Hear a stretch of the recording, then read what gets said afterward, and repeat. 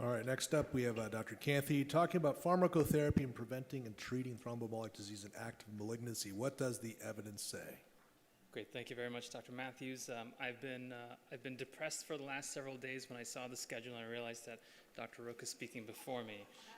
But I will try to share information with you that's more than just the 10,000-foot view. I'll try to go into a little more detail and try to save myself.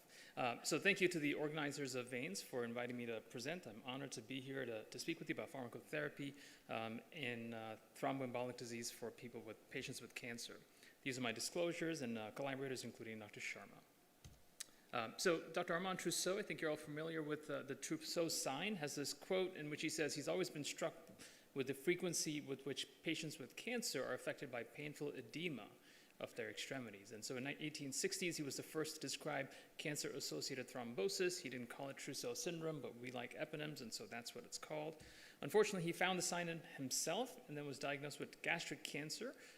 He died, and it's not 1967, it was 1867, so very soon thereafter. So certainly something that tells me that I never want to create a sign that is going to be named after me. So when you think about anticoagulant therapies, we really have a few options on the table here. There's heparin, vitamin K antagonists. There's DOACs, which include the 10A inhibitors and the direct thrombin inhibitors. And then we think about how we choose these DOACs. And so we've got a lot of different questions that come up. What's the route of administration? What's the patient's scenario look like? Is there challenges with absorption, cost, bleeding risk? Can you actually get the drug? How's it metabolized? What interactions does it have with the other medications? And then most importantly, what is the patient preference? Because as Dr. Rook told us, patients may choose not to take it if you give them a drug that they don't want to take. And all of these come together gives you the optimal anticoagulant. And so we'll dive directly into this. What do we do for prevention of VTE? So this is primary prophylaxis for patients with, this is both primary and secondary prophylaxis for patients with cancer. I like this document, which is published by the American Society of Hematology. It was published in Blood Advances. There's a reference up there. And they refer to this handy Karana score. This is a scoring system that includes understanding what type of cancer patients have. Is it a GI or lymphoma or GU cancer, which are high risk? What's their pre-chemotherapy platelet count, their leukocyte count, their hemoglobin level?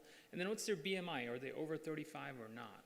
And based on the point scoring system, you get a 10-week risk of VTE, which can fall into 3 categories, anywhere from low, intermediate, high, and the risk runs from anywhere from 0.3 to a 20-fold higher risk at approximately 7%. And so when you break this down into scenarios, because the document itself goes into, I think, 37 different recommendations. So here's what it looks like as best as I can tell. If you're hospitalized, you ought to get prophylaxis. The preference is with low molecular weight heparin. If you're going to get surgery, the question is whether your bleeding risk is high or low. If it's low, you should get low molecular weight heparin. There's no data on DOACs, and they make it a point to declare this. If your bleeding risk is high, you'd give them a mechanical prophylaxis instead, so this would be like SCDs. And then importantly, if you've had abdominal or pelvic surgery, a post-discharge prophylaxis would be useful. If you're ambulatory and you're going to get systemic therapy, you can use this Karana score to, again, figure out what someone's risk is. If they're low, no prophylaxis required. If they're intermediate, they said you can choose between a DOAC or no prophylaxis. That's not very helpful. But if you're high VTE risk, they recommend giving you a DOAC. And importantly here, a question that comes up quite frequently is, what if you've got a central venous catheter? In patients with cancer who have a prothrombotic state, do you give them anything? The answer is probably not. And then I like this series of papers that came from both Canada and the US, which talk about DOAC use for primary prevention of thrombosis in patients with cancer. And so specifically in both of these studies, this is the Avert and the Cassini trial, they both use a DOAC apixaban or rivaroxaban. If your Karana score was 2 or higher, so that means you're intermediate or high risk, you were eligible for the study. And then the outcomes of this, which basically were both at 60 days, show that the DOAC is more likely to give you protection from VTE with a 2.8 or 4.2 versus almost double that risk if you didn't get the DOAC. And then the downside to this, of course, is that there's bleeding complications. So the risk over here of major bleeding was either 3.5% with apixaban or 2% with rivaroxaban. So we think a little bit about secondary prevention then. So there are 2 major trials to think about here. One is the Clot trial. So these are original trials. It's hard to imagine this was 20 years ago. Low molecular weight heparin versus vitamin K antagonist. This was dalteparin initially, followed by either dalteparin or a vitamin K antagonist. And what you see here is if you were given dalteparin for the entire time, your risk of getting a recurrent VTE was about half that as compared to patients who were switched over to a vitamin K antagonist after about a month. Similarly, the CATCH trial was also low molecular weight heparin versus vitamin K antagonist, and in this case they used tinzaparin, and what you can see is something very similar. There's a significant decrease in the risk of recurrent VTE with use of the low molecular weight heparin versus warfarin. And again, there's a slight increase here in the amount of major bleeding, in the amount of non-major bleeding. And so it's important to note here that in 1 out of 5 patients with cancer-associated thrombosis, the low molecular weight heparin is discontinued because of side effects. And the dominant side effects here are always bleeding. That's the consideration. So what do you do when you're unsure about whether that bleeding risk is really high or not? You do some sort of meta-analysis. Here are the 6 major trials with DOACs compared to low molecular weight heparin. They all show that the recurrent VTE rate is lower with the DOAC than with the low molecular weight heparin. The bleeding risk, it kind of goes back and forth. And so a meta-analysis here suggests that certainly the DOAC use reduces the risk of recurrent VTE, but there is no difference in all-cause mortality. Importantly, there's a non-significant increase in the risk of major bleeding in patients who are getting a DOAC compared with those on low molecular weight heparin. But what you do see is that the non-major bleeding, so the clinically relevant non-major bleeding, it definitely is higher if you're given a DOAC versus a low molecular weight heparin. And my colleague, Dr. Barnes, has done some work with our institution at the University of Michigan to try and figure out how we might be able to better manage clinically relevant non-major bleeding so that patients aren't discontinuing their drugs. And so I encourage some Q&A to Dr. Barnes in the discussion section. So to summarize this part of it, bleeding is usually of a GI source. Not surprising, it's in patients with GI cancers. Also higher rates of bleeding in patients who have, GU bleeding in patients who have GU tumors. And there's lots of reasons for this, but we'll skip that part of this. How do I approach anticoagulant selection? I ask myself 3 questions. What's the bleeding risk? So this looks at the site of the tumor, the platelet count, the renal function, or the metabolism, and the bleeding history. If the answer is none of those, I look at drug-drug interactions, and I encourage you to do this, and always look at this on the internet. And then if there's no challenges with that, I look at drug absorption. If the answer to all of these is no, think about a DOAC. If the answer to any of these is yes, think about low molecular weight heparin. How long do you give it for? Well, there's lots of different questions about here. Initially for 3 to 6 months. But then when do you stop the therapy at the end? Well, if the cancer is gone, or they've had a bad event from bleeding, you consider stopping it. If the cancer is not gone, you think about keeping it on. Or if the clot was really bad, you think about keeping it on. Important part here at the bottom is don't give patients anticoagulation and tell them to keep it going for life. Always look and look again. The last slide over here is about thrombosis in the era of checkpoint inhibitors. So it's important to note that all of the data that I've shown you was pre-checkpoint inhibitors becoming the major category of drugs that were being used in patients.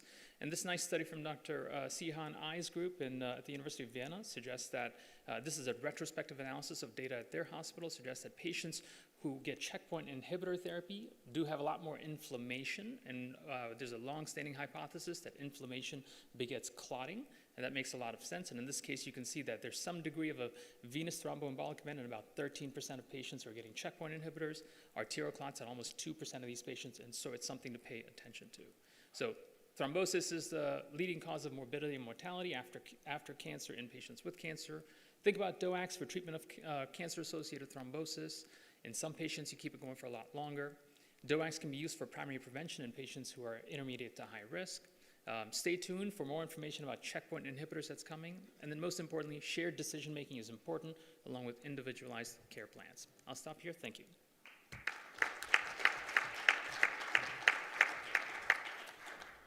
All right, so we have a few minutes for some questions, and I'll go ahead and kick off. And please do use the app to submit some questions as well. Dr. Carmen, we talk a lot about duration of therapy, but looking at comorbid factors to the patients, obviously hormone replacement therapy has been maligned quite a bit too, but a lot of men as well too are using testosterone as well too. And what are your recommendations for those patients? How does it impact your length of anticoagulation? The data with testosterone therapy is mixed, and frankly, it's gone back and forth at least a couple of times. If I don't have other reasons, usually what I do is I advise them to stay on if they're going to stay on their testosterone therapy. That's been my practice. I will frequently change them over to the low-dose secondary prophylaxis after we've treated them for, that initial 3 to 6 months, usually on the longer side, 6 months. But I tend to let them stay on their therapy but continue on a prophylaxis. Dr. Rook, you've maligned anti-factor 10A assays, and I remember Dr. Carmen actually mentioned this at TCT to help check compliance utilizing that assay. What are your thoughts? I mean, is this something just because it's not widely available, and why do you think it's not practical? Well, I think it's not practical because, as I understand it, it really hasn't been shown to be practical at this point. I don't think that, I don't know of anybody out there who is successfully managing patients by adjusting 10A levels in settings. Again, using Terry's words there, we've gone kind of back and forth on this, and my interpretation of the literature is that every time we make a little progress, we find some other reason to take a step back. Again, I'm not the technical expert on these. Jeff, what do you think on that? Well, if you'll let me steal this from you and see if I can get an answer in. The reason why is because we don't have a therapeutic range for these drugs, right? So if we use the anti-10A as our outcome measure, we don't know what level it is that we're targeting. That being said, we do know that it's probably most useful to tell you when there's not enough drug happening. So if your anti-10A level is below 30 to 50, that's probably telling you that you're subtherapeutic and that you're at risk of thrombosis. And so if the reason you're using the test is to figure out whether there's enough anticoagulant on board, you can probably use it in a bit of a qualitative sense to say, am I so low that I'm concerned? But I can't tell you that the number 75 or 82 is the exact number to shoot for. You gotta sort of understand where that's at. And importantly, you gotta make sure it's a anti-10A assay that has been specifically modified for that specific drug. So the apixaban assay is slightly different than the rivaroxaban assay, and both are different than the heparin assay. Yeah, I agree with that. If you look at the occasions where 10As are measured, I think the number one situation is like emergencies where you've got to reverse something. They use it some for preoperative procedures. But what you've said is exactly right. There's almost, my reading of the literature, there's almost a 10-fold range. I mean, INRs, it's, 1 to 2. With DOACs, it's anywhere for, over a factor of 10. And we don't even account for things like peak or trough level. I mean, this goes right out the window, and yet that can have a 2 or 3-fold influence on the actual measurement that we're getting. I think you're right, and I would just add to it, don't blame the assay, let's complement the drug. And so the fact that these drugs have such a wide therapeutic range is really to their strength. Yes, to your point, there are situations where we shouldn't use them, but it's really commenting on the fact that unlike a vitamin K antagonist where that therapeutic range is so narrow, these are really widely applicable drugs that are highly effective. And this is actually why, in my mind, I think obesity is not ultimately going to turn out to be a factor. I think the therapeutic range is so high that you can have 2, 3, 4 times a normal body mass and still be in a therapeutic range. So, Dr. Kanthi, with regards to fondaparinux, because a lot of the oncologists seem to push that as well too. Any comments on that in comparison to low molecular weight heparins? Yeah, thanks. It's definitely something to think about. This might be a good one to crowdsource here a bit. Crowdsource the panel. I'm curious about what the thoughts are. Jeff, what do you think of fondaparinux in patients with cancer-associated thrombosis? Yeah, it's not a drug that we're using at our center. We actually don't use fondaparinux much at all. If you look at the trials of cancer-associated VTE, the low molecular weight heparin that they used was often dalteparin. And so if you go to Canada and other parts of the world, they'll often comment that maybe dalteparin would be better than enoxaparin. Frankly, in the US, enoxaparin's the drug that we have and around. And so in my practice, it's either enoxaparin or we're going to use a DOAC. Most of the time, that's going to be apixaban. Dr. Carmen, how do you approach fondaparinux? So I tend to use fondaparinux in a relatively restricted fashion. So fondaparinux has the best data when you start talking about patients with morbid obesity. So when their weight gets above 120 kilos, if I'm going to use a 10A-based agent, I would use fondaparinux. I will say our oncologists, our hematologists that do a lot of cancer and clots, they like fondaparinux well because it's once daily. It seems to have less pain with injections. That's somewhat patient dependent, but because of the carriers and or pH, but it seems to be pretty well tolerated. But I tend to use it in patients with a history of HIT or in my patients who are morbidly obese, over 120 kilos, where I'm going to have a harder time dosing a low molecular weight heparin without assays if I'm concerned about them. Yeah, and that's the scenario in which I would use fondaparinux. It's Yeah, I people can who've got tell a you that history at of it. Mayo, I just had a conversation the other day with some of our folks about why don't we use it more often. I can tell you why we don't. It's because when it first came out, it was very expensive. We used the cheaper alternatives, low molecular weight heparins, got comfortable with using them, and now there's very little incentive to go back now that the price is comparable again. So it's more of a historical thing, but I think it's a really potentially good drug for a lot of situations. I agree, and there's a patient convenience factor that goes along with that as well. Raghu? Question about APLA, not just LA. So triple positive, obviously we all want to use warfarin. For those that are not triple positive but 2 LAs positive, or maybe 1, still diagnose them with antiphospholipid antibody syndrome appropriately. Patient doesn't want to take warfarin. In that case, do you still enforce warfarin, number 1? Number 2, if you don't, do you reduce the anticoagulant dose after 3 months to prophylactic dose on those patients? So it's a great question, and I think a difficult one to answer succinctly. I'll do my best.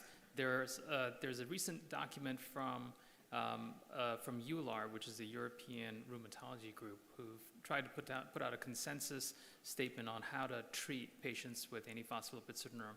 And what they try to do is risk stratify based on the number of antibodies positive. So if you're single, double, triple, what type of event did you have? Was it an arterial or a venous, for example? And so there's a number of different criteria, and I think they've done a nice job of trying to take murky data and create something that's a bit more clear in terms of guidance. My bias is to use vitamin K antagonists in patients with this, because the outcome is potentially catastrophic if there's a breakthrough clot. We're not talking about just DVT. What we're talking about is strokes and MIs. And so I really have that conversation with patients and try to get them onto adhering to warfarin as the treatment approach. There is also some thought that if you have an arterial clot, you really ought not to be on a DOAC ever. And so I think the data are pointing us in that direction. More and more studies have been stopped as a result of arterial clots in patients who are getting DOACs. I would just add to it briefly. Let's make sure that patient's anticoagulated. The benefit is in being on anticoagulation versus not. There may be additional benefit from being on a VKA over a DOAC, but I want to get that patient taking their anticoagulant and taking it regularly. And so yes, I'm going to recommend a VKA first, but if that patient really doesn't want to go for the INR draws, they're frustrated by the fluctuations, the food restrictions, all of that, and they're aware of the data and the risk, largely around arterial events being higher than venous events being higher, it's not for me to say they can't get access to a DOAC, but I'm going to make sure that they're aware of the risks, the decision they're making, and let's make sure we're on something rather than nothing. I think my approach may be a little different, and so Barnes and I are going to have a Zuckerberg and style bout match after this. But I present the information to the patients differently. What I suggest to them is that they can be on a vitamin K antagonist or they can be on an injectable. And when you present it that way, the vitamin K antagonist is a lot more palatable. But DOAC doesn't really come up in conversation anymore. Seems like you need to have some more conversation with your patients.